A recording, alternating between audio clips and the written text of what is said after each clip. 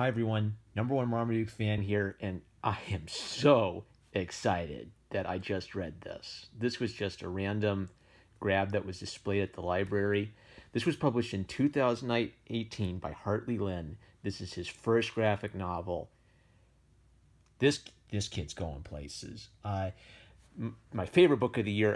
I put this on a level of like comics greats like Carl Barks or Hergé. So Young Francis.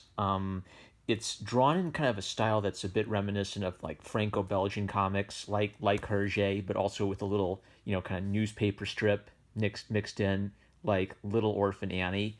And if you like European, French Belgian comics, check out my friend Lieutenant Fish. He's got a great YouTube channel. He deserves a lot of appreciation. He does a lot of interesting vids on comics and movies from that part of the world. So Young Francis, I think, is American and it's just or Canadian, and it's just informed by that comic tradition. So what that means is lots of really clear, simple lines, simple cartoon characters, and often like really rich, detailed backgrounds with good black and white, lovely compositions. And when I read like the bio for the artist, I was just floored that this was his first work because I felt like I was reading an old comics master with all just like the great handling of black and white. I also appreciate it for its story. So let's do a spoiler-free review of the plot. Young Francis stars Young Francis here, and she's a law clerk who is kind of moving up in the world. And most of her problems are kind of very down-to-earth, straightforward slice-of-life problems, like she worries about things at work. She wonders if she's doing the right thing in life. She hangs out with her friends from time to time, and she feels overworked. It's very like identifiable problems. And so what Hartley Lynn does is he just sort of like gets you swept up into this slice of life drama, and then everything builds and builds and builds at a nice pace towards the conclusion. And it's a drama of an everyday person's life told with a lot of love and attention to detail and great morals. So for mature content, there's a few uses of the F word. There's like one instance where her drunk roommate gets naked for like one panel. A few instances of taking the Lord's name in vain. But for like PG-13 content, I think the moral undergirding this story is beautiful. Every high school student should read this. Every person who bags on themselves and is down the dumps should read this. What Hartley Lynn did is, I think he's captured sort of particularly an American problem of feeling overworked and underpaid, and he's facilitated like some good wisdom into this story. This is a sincere story. This is a wise story. This is a beautiful story. So that is our spoiler-free review. So now I'm going to start flipping through it and talking about specific details that I like.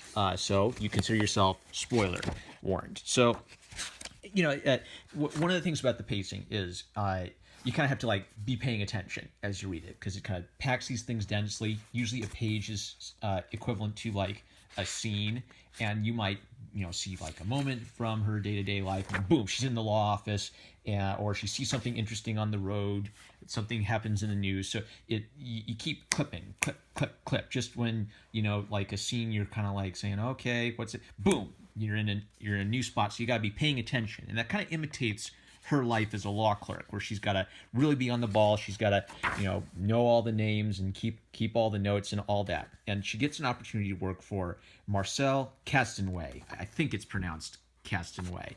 And Castanway is an eccentric businessman, and he's one of the four pillars of the law firm. So he's got this really intimidating reputation.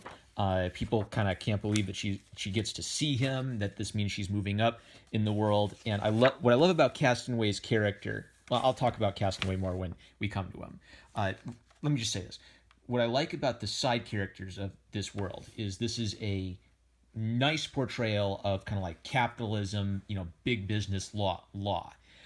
It's not like twirling the mustaches and laughing evilly about how we're such evil rich people and all the little people serve us. This is a kind of more human, more genuine interpretation of law. And Hartley Lynn actually interviewed people in this line of work to add some realism.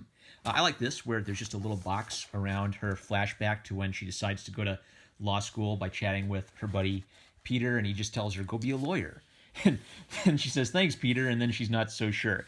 Her roommate, Lizzie, is an actress, and the contrast seems to be, like the foil is that Lizzie's always drunk and doesn't have her act together. She's behind on rent, living paycheck to paycheck, and Frances seems to have everything together and be really punctual and on the ball, and but they're both more complicated characters than that. And at the moment, Peter's chasing Lizzie around.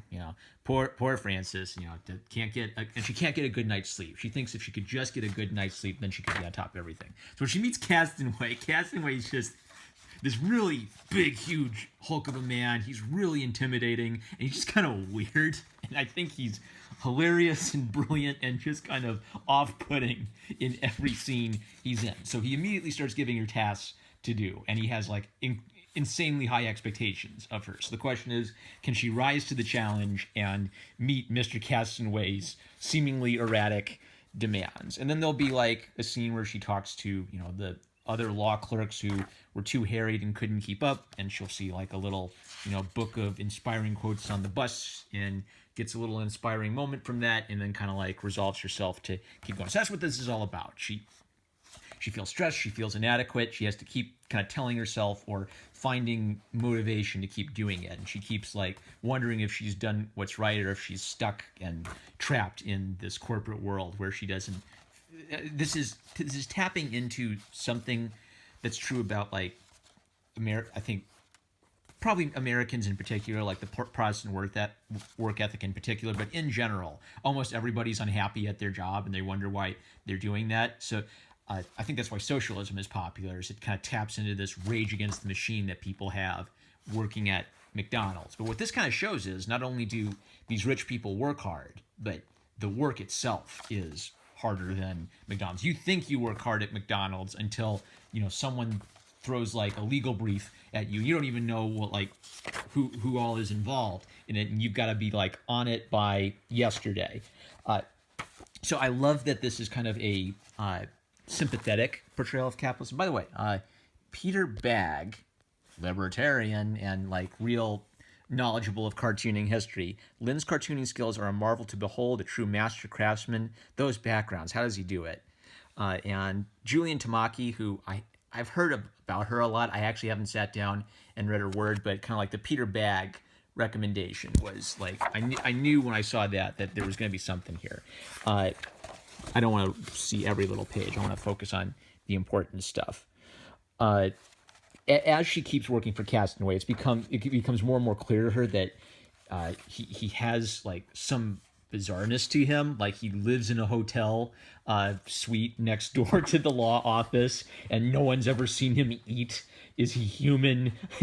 Does he have human needs whatsoever? Is he just a machine that calculates the law?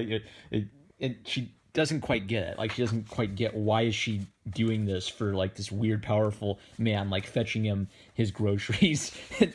It's kind of it's unreal, the world she's living in. She can't quite adapt to it. I love those big little simple cartoon eye expressions. So Linda, is that it?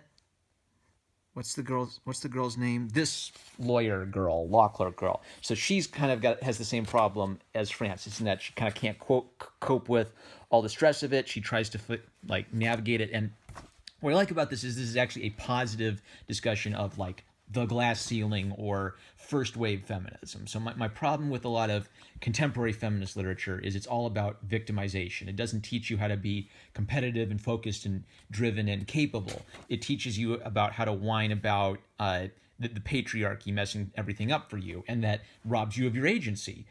What this shows is that there are difficulties of being a woman in this environment because they are dealing with highly aggressive, highly competitive, highly focused men, and that's a genuine difference between men and women that's tough for them to navigate. And so the wisdom of this book is it's all about, does Frances have what it takes to rise to that challenge, to actually compete with other men who are gunning for her spot? And I think her name's Linda. Linda's problem is that another guy is gunning for her spot, and she doesn't think that she can keep up or make her billable hours, and so she's kind of like she's a representative of what, you know, failure would look like for Frances if she can't do it. Her roommate does this like really touching, you know, I didn't look this up because I wanted to review it right away while it was fresh in my mind, but her roommate does this really sweet rendition of this play. I've been walking and thinking ever since I have been here. And then the whole point of this is that having the strength to endure from the play ties into her problem. So the cultural references are relevant to the story. So I need to remember to look this up because I'm interested in the cultural references Hartley Lynn makes, because he makes such a great work of art. I want to know the works of art that informed him. And look, she's there with Peter. Oh, is there going to be a thing? Is there going to be a thing? Why did I mark this? More good backgrounds, more beautiful use of black and white. And it moves her. So Vicky's art moves Frances. And so this is where we start seeing the other side of Vicky, where, yeah, she's drunk and she doesn't seem to have it together, but she is talented. I just thought this was cute, with her like stretching out her arms. She's in this rinky-dinky little office. And what gets driven home to her is that there are a lot of people who do not have an office, who have summa cum laude or carpe diem on their screensavers. They just don't get how to rise in this environment. And what Frances has is she's just so useful. She's indispensable. She's not a hyper-competitive B-word. She's not cutting throats and, you know, murdering people to get her out of her way on her rise up the corporate ladder. She just offers a service that makes her useful to, especially to, what's the big boss's name? Casperguay or something. It's like French or something. But anyway, they kind of like talk about, you know, the process of getting fired. I'm going to skip like the nude scene that's over there. There's just so much. Every one of these builds on it. I just love it. I'm wordless. I'm speechless. It's so good. I don't want to spoil every little thing. So every subplot relates to the plot I've talked about. So some people try to keep up with all this and they can't keep up with all of it. Linda's problem is that she accepts low expectations. So she thinks that Castaway is insulting her by asking her to do a grunt job, and he expects her to fail. So she assumes, okay, he's expecting me to fail, therefore I don't need to excel. And of course, this leads to the problem that she's not gunning for it. She's settling for being a lowly grunt who's trapped forever. Will that be the fate of poor Frances? And then there's some cool, like, little, you know, character building scenes between Frances and Vicky, and it's a genuine friendship. It's not just like girl power, we're sisters because we're part of the Sisterhood of Traveling Pants or whatever. They have a relationship that's based on they help each other cope. So if Frances is like mature and has the rent taken care of, like Lizzie makes sure she gets out of the house once in a while and gets fed. Like Lizzie's, because Lizzie's irresponsible and gets drunk all the time, Lizzie at least doesn't have the problem of being too uptight all the time. I'm going to skip over that because I don't want to talk about every little subplot that occurs. Why did I mark this? There's so many things I marked because they are so interesting. Okay, I marked this, I think. It was just a sweet little moment. So, who are these children with their cigars? What have they accomplished with their lives? She says she's a conservative character in the sense that she has a really strong work ethic. And once in a while, she lets this slip, even though she's normally so careful and uptight at the office. And so Peter says, calm down, you're overstimulated, and he hugs her. Bleep off, and he says, I'm holding you for another 30 seconds, and then she accepts the hug. It's so romantic. Peter's just like, he's a blue-collar guy, so he's not like a provider for her. It's kind of an inverse relationship in that she's the gunner lawyer who's like making the big salary, but he's masculine in the sense that he kind of gets her, and he kind of like a lot of her friends kind of help talk her down off of her high horse when she's getting like a little too neurotic about her work. And then Vicky shows up in her giant duck costume and makes a inspiring speech where I'm saying, what is our life? It's looking forward or it's looking back. And that's our life. That's it. That's from Glengarry Glen Ross. And now I shall pee. Duck costume. Vicky gets this chance to go be in a hit TV show in Los Angeles. So what's weird is that Vicky, at first you think, oh, well, she's such a goofball. She's getting drunk all the time. She's not going anywhere in her life. And then boom, because she has talent, a door opens up for her. And now Frances is feeling like they have the duck's head in the oven. Now Frances is feeling like a loser. Like her friend's off to be a big, awesome TV star, and what's she doing? Step ahead. This is just a good scene illustrating like how useful she is to Castanway. Like he can't keep up with all the people in the office, and that's the invaluable service she provides. She understands what the heck is going on in the firm. She knows who all the people are. So Castanway can kind of like, he lives in this world where he doesn't read any email. He has his assistants print them off and read them out loud to him because he's so old school. So he lives in kind of like this weird fantasy world where he just thinks about the law, and he lets her kind of handle all of his, day-to-day details. And this is what is helping her rise through the ranks rapidly and become invaluable. Oh, I love this. Right after like this conversation, Santa appears at 12:30 out of nowhere. Pardon? It has been confirmed that Santa Claus will be making the rounds at 12:30, starting with our area. Advise the entire team to have an early lunch. It will be spectacular. Like, he's so weird. I love him.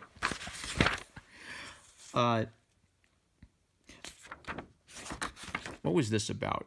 Okay, she has a phone conversation with Vicky, and I just want to read this because this is so beautiful. So Vicky is playing like this femme fatale lawyer who is like kind of slutty and, like kills people and then, like sexually takes them out. So that's the character she's playing on TV. And so Vicky says, she said she was so grateful, and my show is super feminist. Isn't that cool? Do you think she was hitting on me? I don't get it. Feminist how? Because the lead is a woman?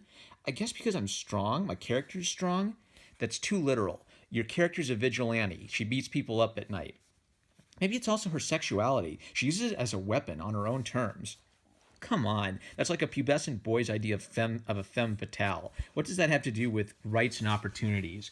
I mean, does it seem empowering because your character is a hot, hyped-up career woman with 0 kids? I think you're overanalyzing. What makes people think a sexy sociopath is stronger than, like, a mom who tries to raise kids with morals? So, I love this. I do not know what Hartley Lynn's opinions on feminism are. All I know is that he had a conversation about feminism between 2 characters who have 2 different perspectives. You could argue that both of these are a valid perspective for some kind of feminist, or maybe they're not even feminist perspectives at all. But then he underscores this with a moral point. So I like stories about people beating each other up. I don't have a problem with that. But what I like even more is moral storytelling. So this is just a kind of sweet moment where Frances is showing us a part of her soul that she doesn't really get to show at the office that much, and that Frances values the idea of a mom teaching her kid morals. And then what's nice about this isn't just like a preachy scene, because then Vicky gets hurt and Frances feels like a butt for, like pretty much saying I hate what you do. I like this little doodle of Castanway. Greetings, my helpless kingdom. Because it's showing what a big man he is in her mind. He seems like too big to be real, too big a figure to be allowed. And so part of what she has to learn is that Castanway is a human too. And so here's her imagination where she imagines Castanway bursting out of the window and landing on the street, and he says, I want you on the right track, because he's telling her that he wants to promote her to office manager. And so she's going to jump right from law clerk to being in the administration of the big law firm. That's a big deal. So should she take the big job, or will this trap her forever in a job where she doesn't know if this is right for her? That's her big decision that she has to decide. And then Peter kind of like will have little chats with her and walk her home. And does he like her? Does he look at her like a sister? He's so gross. He doesn't care if a mattress is abandoned.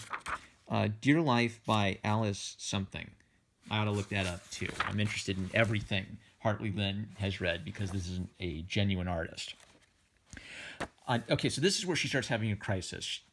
This was cute too. Like she wakes up and he's crashed there because he's been kicked out of his house, and then she like gets this weird urge to nip him, And then he like wakes out and freaks out. And she says, I just wanted to bite you. Go back to sleep. I promise I'll be good. She's so cute. But her problem is she doesn't know how to cope or whether it's the right decision to move up in the firm or not. Will she be trapped there forever, or will she make the right decision? Spoiler alert, she makes the right decision. I won't tell you what the right decision is. I'm just telling you that you should read this. Oh, this scene is good because when she's like agonizing about her decision, she talks to Castanway, and Castanway, because he's a positive representation of the American capitalist spirit, he kind of gives her this challenge that if you don't take this opportunity, you're just going to float around as a little law clerk forever. I want to see you moving forward. So this is beautiful because this is why Trump won. You know, why did a guy who rides a golden elevator appeal to the blue collar vote? Because the blue collar vote admires something about people who commit themselves. There was this great speech I just skipped over where Castanway pretty much says, we are our work. We are completely absorbed by. Phone ran out. So all I was going to say is this is a great representation of like what's positive about capitalism, but also not losing your individuality within that system and within your work. With that, I'm #1 Marmaduke fan. I love you guys. Subscribe, like, comment, click the bell to receive notifications. Check out my Subscribe Star if you want to support this channel. And absolutely, 100%, Young Francis, I am paying attention to Hartley Lynn. I want to see if I can get this guy on. This is a master of his craft. Excellent comics. Everything comics should be. Mwah, mwah, mwah, mwah, mwah, mwah, mwah. I kiss it. Mwah. Literally. Not figuratively. Literally. Catch you later.